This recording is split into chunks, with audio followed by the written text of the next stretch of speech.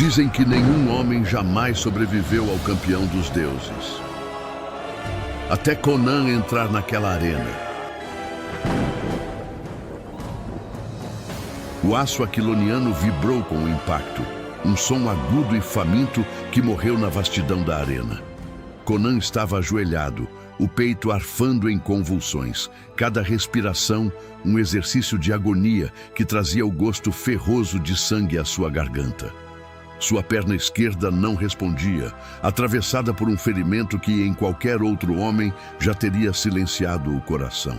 Ao seu redor, as arquibancadas de pedra negra pareciam um abismo de rostos distorcidos, um mar de sacerdotes, reis e escravos aguardando o final do entretenimento. Ele estava coberto por uma crosta de suor, lama e o carmesim de suas próprias entranhas. Sua mão, trêmula e esfolada, mal conseguia fechar-se sobre o punho da espada. À sua frente, o campeão dos deuses não demonstrava fadiga. Ele se erguia como uma estátua de obsidiana. A armadura negra marcada por centenas de batalhas. A lâmina colossal erguida lentamente contra o sol pálido. A arena inteira prendeu o fôlego. O golpe final estava desenhado no ar. Não havia mais truques. Não havia mais fôlego. O mundo de Conan, até então uma vasta extensão de lutas e estradas, reduziu-se ao brilho frio do aço que desceria para partir seu crânio. O fim era uma certeza absoluta. O aço começou a descer. Horas antes, a cidade-templo de Kotia era um formigueiro de expectativa. O sol batia impiedoso sobre os obeliscos que cercavam a arena sagrada. Conan caminhava pelos corredores de pedra, seus pés calejados ignorando a frieza do chão. Ele vira os generais ostentando suas medalhas, os mercadores contando moedas que não comprariam sua vida e os sacerdotes sussurrando profecias sobre o campeão. Dizia-se que aquele guerreiro era a vontade divina encarnada, o instrumento pelo qual os deuses humilhavam a arrogância dos mortais. Ele nunca perdera. Nunca recuara. Jamais demonstrara sequer o tremor de um batimento cardíaco acelerado. Para aqueles sacerdotes, o destino era uma linha traçada pelo divino e o campeão era o executor desse traçado. Mas Conan não vira o mundo através de preces. Vira-o através de cicatrizes. Enquanto afiava sua lâmina, ele não pensava na honra dos deuses, mas na simplicidade brutal da existência. Um homem é o que ele impõe ao mundo, não o que o mundo lhe permite ser. A liberdade não é um direito concedido no nascimento, é um território conquistado a cada instante entre o suspiro e a morte. A luta começou sob o estalo de chicotes e o clamor das multidões. O campeão não lutava, ele executava. Seus golpes eram desprovidos de qualquer movimento supérfluo, uma geometria de morte calculada para obliterar qualquer oposição. Conan foi forçado a recuar, seus pés sulcando a areia, enquanto o aço negro do oponente destruía tudo o que tocava. O cimério tentou uma estocada, mas a armadura do campeão repeliu o ataque como se o bronze fosse papel. Em troca, recebeu um golpe no quadril que o fez cambalear. Conan sentiu costelas se partirem, uma dor lancinante que ameaçava apagar sua consciência.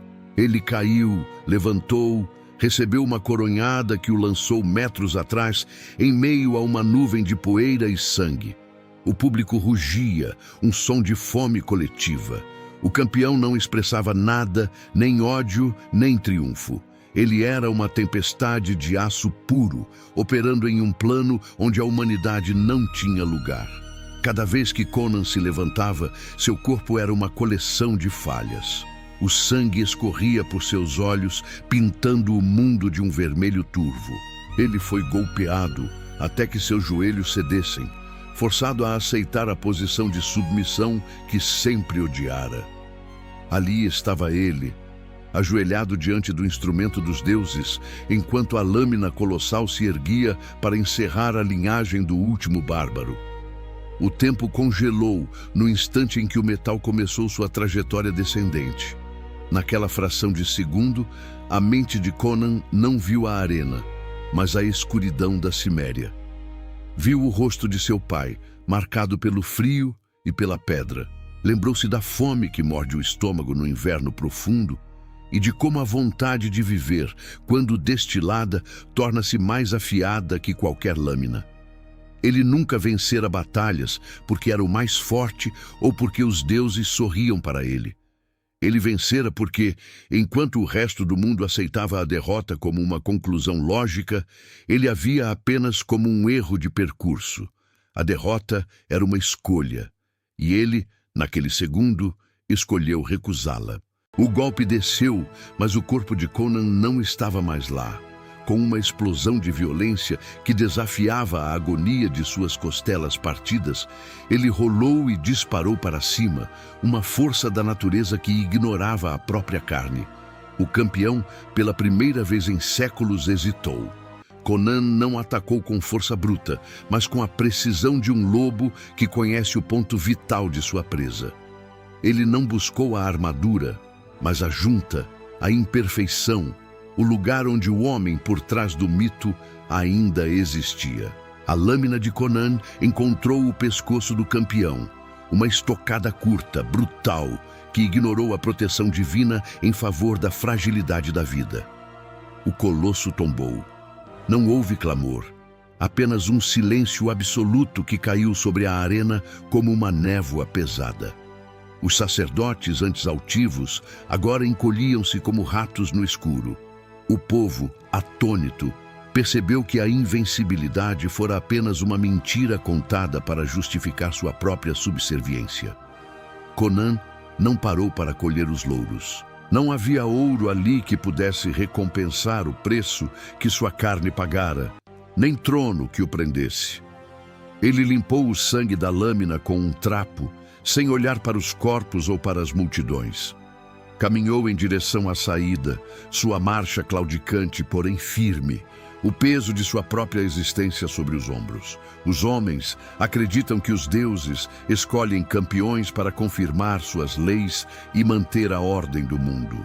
Eles erguem altares e rezam por um destino favorável, temendo o caos da vontade individual. Mas talvez os deuses temam justamente aquele homem que jamais aceita se ajoelhar diante do destino, aquele que entende que no grande silêncio entre o nascer e o morrer, a única vontade que verdadeiramente importa é a do próprio homem que se recusa a ser moldado. Conan desapareceu na sombra da porta, deixando para trás um mundo que nunca mais seria o mesmo, pois acabara de descobrir que, quando um homem decide que não será derrotado, nem mesmo o céu tem poder para contê-lo.